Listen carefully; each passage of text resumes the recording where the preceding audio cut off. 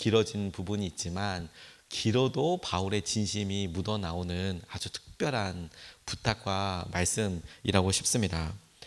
바울에게 있어서 이 전도여행, 선교여행은 그가 왜 부르심을 받았는지, 그에게 하나님께서, 주님께서 어떤 말씀을 주셨는지를 가장 잘 보여주는 가장 핵심이고 본질적인 말씀이라고 싶고, 바울에게뿐만이 아니라 우리에게도 주님께서 당부하시고 권면하시는 가장 중요한 핵심이자 복음이 있다라고 싶습니다. 오늘 긴 말씀 중에 저는 특별히 두 가지 말씀에 우리가 좀 주목하고 이것을 기도해야겠다 이렇게 싶은데, 첫 번째가 뭐냐면 바울이 스스로 고백하고 있는 자신의 내용에서 이런 내용을, 자기 사명에 대해서 이렇게 이야기를 합니다. 우리가 달려갈 길이고 우리가 받은 사명을 우리가 계속해서 붙잡고 그리고 그것을 향하여 달려가야겠다, 이런 마음을 우리도 같이 붙잡고 기도해야겠다라고 싶습니다. 23절과 24절까지 말씀을 보면 이렇게 나와 있어요. 다만 내가 아는 것은 성령이 내게 일러주시는 것뿐인데 어느 도시에서든지 투옥과 환난이 나를 기다리고 있다는 것입니다. 그러나 내가 나의 달려갈 길을 다 달리고 주 예수께 받은 사명 곧 하나님의 은혜의 복음을 증언하는 일을 다하기만 하면 나는 내 목숨이 조금도 아깝지 않습니다. 이렇게 이야기하고 있는 이 부분에 저는 바울의 마음에서부터 큰 울림을 받았습니다. 바울이 예수님께 받은 사명이라고 이야기하면서 부연 설명하듯이 명확하게 밝히고 있는 것이 무엇이냐면 하나님의 은혜의 복음을 증언하는 일, 이게 내가 받은 사명이야. 하나님의 은혜의 복음을 증언하는 일을 위해서 나는 달려가는 사람이야 라고 고백하고 있습니다. 예수님을 향한 마음, 예수님께 받은 사명을 다하는 것에 대해서 그는 지금 달려가고 있고, 자신의 상황에 대해서 에베소에서 온 장로들에게 지금 나는 그 길을 달려가고 있고 그 일이 제일 중요해. 그 일이 내게 있어서 달리는 것에서부터 우리가 알 수 있듯이 힘들고 혹은 숨이 찰 때도 있을 수 있겠지만 그럼에도 불구하고 나는 걸어가는 것이 아니라 달려가고 있고 그 일을 이루기 위해서 마음을 다하고 있다. 저는 여러분, 바울이 이렇게 이야기하는 것을 통해서 바울이 이야기하고 있는 내용도 너무 중요하죠. 우리가 하나님께서 주신, 우리에게 허락하신 은혜와 그 은혜를 통하여 만나주시는 예수 그리스도, 그 예수님께서 우리에게 약속하신 너 죽었다가 죽어서 끝나는 사람이 아니야. 죽었기 때문에 부활하는 사람이야. 다시 시작할 수 있는 사람이야. 요나서에서 우리가 계속해서 살펴보았듯이 주님께서는 우리에게 두 번째 기회를 주시는 분이야. 은혜를 주시는 분이야. 그 은혜를 붙잡고 일어나는 거야. 이렇게 주님께서 말씀하시고 이끌어 주실 때 그래 맞아. 내가 그런 삶을 살지. 우리가 그것을 붙잡고 우리 주위에 있는 사람에게도 우리에게 죽을 것 같은 상황과 우리에게 망할 것 같은 그런 상황이 끝이 아니고 우리에게 허락하여 주신 복음과 그 복음을 의지하고 일어서는 부활의 삶이 있어요.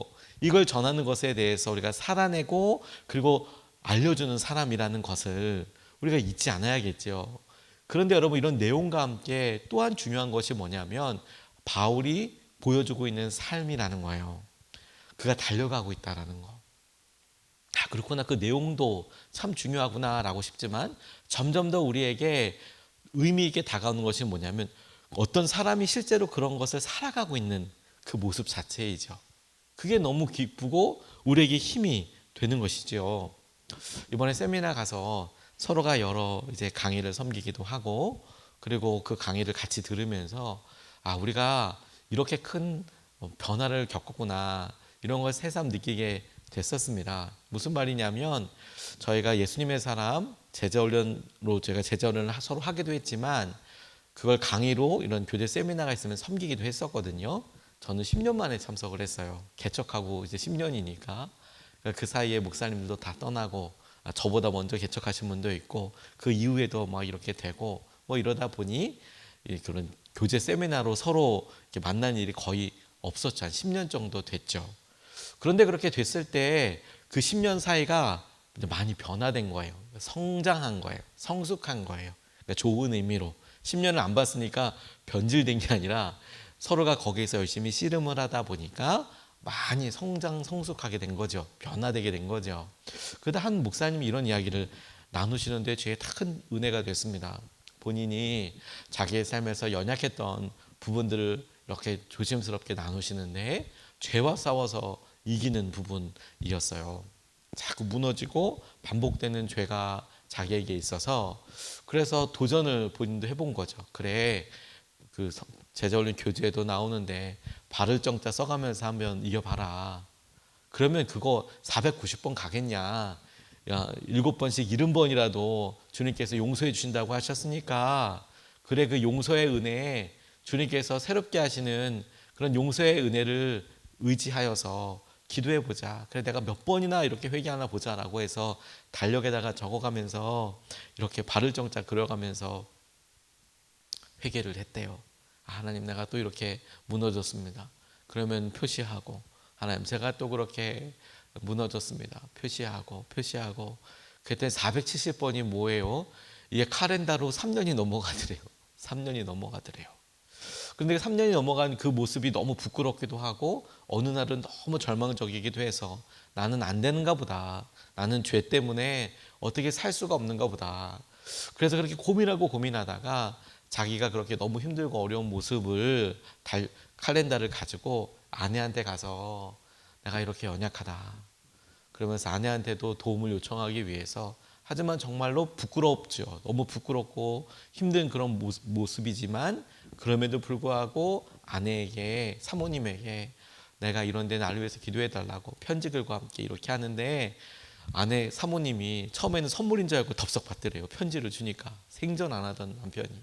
하지만 읽어보고 내용을 보고 그리고 그 하나하나씩 그런 달력을 잘 보면서 이 사모님도 너무 고맙다고 오히려 기도하자고, 그런 여러 이제 자기에게 있었던 그런 간증들을 나누는데, 근데 정작 그곳에 있는 사람들이 나중에 그 강의를 듣고 소그룹을 나누면서 소그룹 모임 때 항상 그런 그 전 시간에 들었던 나눔을 통해서 은혜 받은 것은 무엇입니까? 새롭게 우리가 도전해야 될 것은 무엇입니까? 이런 일을 이렇게 나누는데 많은 분들이 은혜 받은 말씀이 뭐냐면 누군가가 그렇게 포기하지 않고 계속 시도하고 있다는 것이 너무 은혜가 됐다는 거예요. 죄와 싸워서 이기기 위해서 달력에다가 표시해가면서 싸우는 사람이 있구나. 그렇구나. 여러분, 우리가 믿음 생활을 시작하고 처음 예수님을 만났을 때 그 감각을 생각해 보면 날마다 기도하는 거, 날마다 하나님 앞에 있었던 그 시간 자체, 그 내용이, 그 약속이 너무 기쁘고 은혜이죠. 물론 지금도 마찬가지이죠. 근데 어느 순간에 여러분, 혹여라도 우리가 이렇게 다 익숙해, 모든 게 다 익숙해, 은혜가 다 그러는 삶이 혹시라도 우리가 마주하고 있다면 잊지 마세요. 여러분, 바울이 전하는 메시지가 힘이죠. 그리고 그것을 보는 주위에 있는 사람들한테는 그 변하지 않는 진리를 향해서 나아가는, 달려가는 사람이 때로는 도전이 될 수 있어요.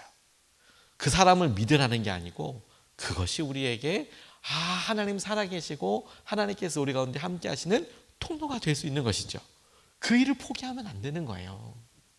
우리가 주 예수께 받은 사명, 그 사명을 이루기 위하여 달려가는 삶이라고 이야기할 때, 그렇지, 우리 모두가 복음의 통로가 되고 기도하는 자리에 부르심을 받고 하나님께서 우리에게 하시는 일을 살아나가지.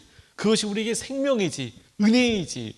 이건 타협할 수 없는 진리이고, 그리고 여러분, 우리가 그 말씀을 아는 것에서가 아니라 마음을 다하고 하나님께서 하실 것을 향하여 발돋움하는 거, 다름박질하는 거, 헉헉거리면서도 쉬지 않는 거, 그걸 주위에 있는 사람들이 보고 은혜를 받는다니까요.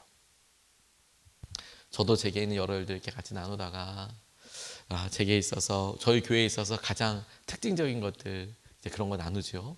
처음에는 저희 교회에 처음에 개척하는 과정에서 뭐가 생기고 뭐 이런 것들이 큰 은혜의 간증이었던 때가 있었어요. 그리고 지금도 여전히 큰 간증이죠. 하나님께서 이렇게 매달리니까 그렇게 허락해 주시고, 그래서 또 기대하게 되죠. 그래, 맞아, 어렵고 힘들고 그런 상황들은 항상 있었지만 기도하면서 그것을 넘어가게 하시더라. 넘어가고 나면 우리가 생각하지 못했던 일들에 하나님의 예배하심이 있더라. 그거 넘어가면 되는 거구나. 우리가 너무 잘 알죠. 그런데 이런 상황들과, 그래, 우리 교회가 그런데 어려움과 힘든 일들도 있고 그런 것들도 솔직하게 이렇게 나누면서 제 삶에서도 이렇게 있었던 일들 나누고 보니 나중에 저도 이야기를 나누고 보니까 성도님 목사님들이 제일 많이 도전받았던 게 그런 것이더라고요. 힘들고 어려워도 새벽기도 포기하지 않고 계속 기도하는 거, 계속 기도하는 거. 그렇구나. 우리가 날마다 순종한다는 것이, 날마다 주님께 은혜를 누린다는 것이, 때로는 여러분 제 경우에 개척을 준비하고 하나님께서 전도사 시절에 너 저기로 가라, 그래서 순종해서 1억 써두고 갔던 이런 일들은 삶에 있어서 날마다 진행되는 그런 이벤트는 아니죠. 날마다 그렇게 교회를 이렇게 주님 말씀하신다고 어떻게 갑니까? 평생에 몇 번 없죠, 여러분. 하지만 날마다 우리가 할 수 있는 순종은 뭐냐면 여전히 주님께서 내게 맡긴 그 사명을 향하여 달려가고 있는가, 내 마음이 그런가. 이건 너무 중요한 일이죠. 너무 중요한 일이죠. 오늘 여러분, 저와 여러분들이 오늘 이 자리에 주님의 말씀 앞에, 계획 앞에 섰어요. 우리가 주님께 받은 사명, 우리가 주님께 기도하는 자로서 이곳에 있고, 저와 여러분들이 사랑하는 이들을 위하여 기도하고, 그리고 여러분 우리가 우리 직장에서나 가정에서나 여전히 오늘 바울이 이야기했던 것처럼, 그래, 주님께서 우리에게 주신 이 말씀과 사명을 전하는 일, 통로가 되는 일, 증거하는 일에, 믿음으로 서 있는 일에 낙담하지 말고 끊임없이 주님을 구하여야 하는 거구나. 이걸 우리가 첫 번째로 붙잡고 싶습니다. 두 번째로 저는 오늘 바울이 이야기한 내용 중에 바울이 표현한 말씀에 대한 고백이 오늘 저희에게 중요한 기도 제목이구나, 이렇게 붙잡혀졌어요. 이게 무슨 말이냐면 하나님의 말씀, 은혜로운 말씀에 우리가 주목하고 집중하고 순종하고 따라야겠다, 이런 마음이 들었습니다. 32절 말씀에 나는 이제 하나님과 그의 은혜로운 말씀에 여러분을 맡깁니다. 하나님의 말씀은 여러분을 튼튼히 세울 수 있고 거룩하게 된 모든 사람들 가운데서 여러분으로 하여금 유업을 차지하게 할 수 있습니다, 라고 이야기하고 있습니다. 사실 오늘 에베소 장로들에게 바울이 한 이야기 모두가 너무 사실 은혜예요. 다 이렇게 밑줄 긋고 싶고 밑줄 긋고, 그리고 다 당부하고 하나하나 새겨보고 싶은 말씀이죠. 나 어디 가도 내게 환난이 있대. 그러니까 여러분 이렇게 하십시오, 이렇게 하십시오, 이렇게 하십시오. 바울이 오늘 본문 우리 읽을 때 길지만 제가 다 읽었던 이유가 뭐냐면 말씀 그대로가 너무도 귀한 도전이죠. 그런데 그가 그렇게 도전하면서 여러분들도 똑같이 이렇게 어려움이 있을 수 있고 환난이 있을 수 있지요. 그런데 기억하세요 하면서 저는 이 말씀을 여러분들이 의지해야 될, 우리가 의지해야 할 중요한 능력과 반석을 우리에게 다시 한번 확인시켜주는 그런 말씀이라고 싶어요. 바울이 에베소 교회 장로들에게 강조하는 내용이 뭐냐면 하나님의 말씀이, 하나님 말씀. 나는 이제, 결론으로 말하는 거거든요. 나는 이제 하나님께 여러분을 맡깁니다. 이해가 가요. 그렇죠? 하나님께 여러분들을 맡깁니다. 하나님께서 여러분들을 인도해 주실 겁니다. 이렇게 고백하는 것은 그렇지. 그런데 그 하나님과 하고 뒤에 있는 내용이 특별한 거예요. 뭐냐면 하나님과 그의 은혜로운 말씀에 여러분을 맡깁니다, 이렇게 표현하고 있는 거예요. 바울이 에베소 장로들 보면서 마지막으로 인사하면서 여러분들을 하나님께 맡깁니다, 이 말의 의미는 뭡니까? 하나님께서 여러분들을 책임져 주실 겁니다.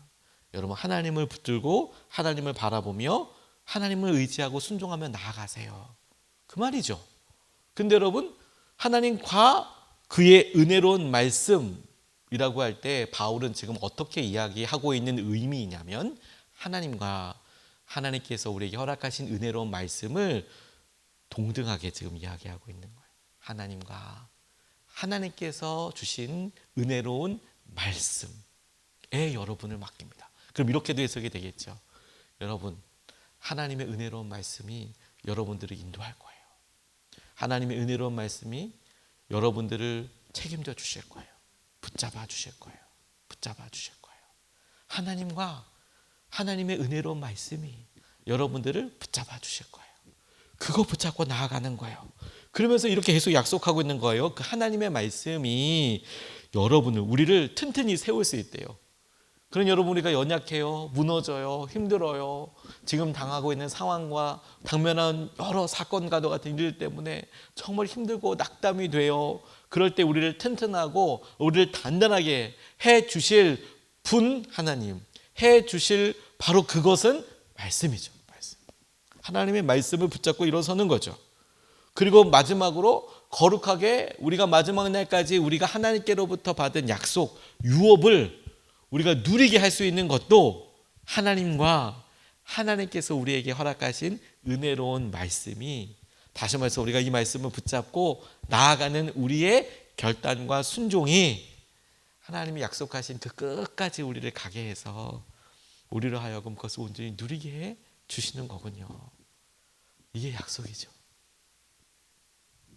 우리가 이 은혜를 붙잡으면 하나님께서 하신 놀라운 은혜와 마음을, 놀라운 축복과 그리고 치유와 그리고 무엇보다도 하나님의 살아계심 우리가 경험하게 될 줄로 믿습니다.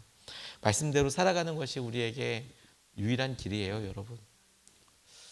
출애굽기에 보면 이스라엘 백성들이 40년 동안 광야를 유리 방황할 때 구름 따라 움직였습니다. 날마다 구름이 뜨면 그러면 짐 쌌고요. 구름이 날마다 봤는데 가라앉아 있으면 짐 안 쌌어요. 그리고 구름 뜨면 그 구름을 따라서 이동했습니다. 그게 이스라엘 백성들이 광야를 주님의 뜻대로 행진하는 방법이었어요. 성경에 쓰여 있어요. 그 마음을 보면, 내용을 보면 사실 세상적으로 봤을 때 얼마나 어리석어요. 얼마나 비과학적이에요. 비과학적이라고도 할 수 없고 안과학적이에요. 왜냐하면 이건 과학의 영역이 아니라 그냥 믿음의 영역이잖아요. 구름 뜨면 짐 싸. 그리고 가면 그 구름대로 움직여. 그거잖아요, 지금. 그런데 여러분 40년 동안 그곳을 살면, 아유, 그 강원도만한 그 땅에 40년 동안 살았으면 가나안이 어디에 있는지 모르는 사람이 어디 있겠어요. 다 알죠. 아, 이렇게 하고 이렇게 가면 제일 빨리 가겠네. 아, 오아실 수도 있네. 더군다나 그 중에 정탐꾼들도 왔다 갔다 했죠. 당시에 거기를 계속 이렇게 돌아다니면서 있었던 베두인이나 뭐 여러 사람들도 있었죠. 그러니까 당연히 이집트는 저쪽, 가나안 땅은 저쪽. 다 알죠. 그런데 여러분, 이스라엘 백성들 가운데 나 똑똑해, 나 지혜로워, 나 어딘지 다 알아, 약속의 땅 이렇게 들어가면 돼, 요단강 그렇게 건너갈 필요 없어, 밑으로 돌아가도 돼, 그리고 이때가 수심이 제일 낮아, 이런 거 다 아는 사람들이 가나안 땅, 약속의 땅에 간 게 아니고 그냥 우직하게 주님 말씀 따라서 그냥 구름 보고 떴어. 가는 거야. 오늘 가는 날이야. 그만큼 움직이고, 안 뜨네, 오늘 머무는 날이야. 안 뜨네, 오늘 머무는 날이야. 안 뜨네, 오늘 머무는 날이야. 머무는 날이야. 머무는 날이야. 그렇게 끊임없이 순종했던 사람들이 결국에 하나님께서 계획하신 모든 일들을 이루고 하나님의 은혜 만나를 날마다 먹으며 약속하신 가나안 땅에 들어가게 되는 거예요. 그게 약속이잖아요. 오늘 여러분, 우리의 삶에 주님께서 그렇지, 오늘 하루만큼 하나님 은혜와 주의 마음을 붙들고 나아가게 해주십시오. 주님, 오늘 하루만큼 우리의 달려갈 길, 하나님께서 우리에게 하신 말씀들을 온전히 붙잡게 하여 주십시오. 하나님의 은혜로 인하여서 주의 마음을 붙들게 하여 주십시오. 그래서 주님의 말씀과 함께 다시 살게 하여 주십시오. 이렇게 말씀을 붙잡고 함께 기도하면 좋겠습니다.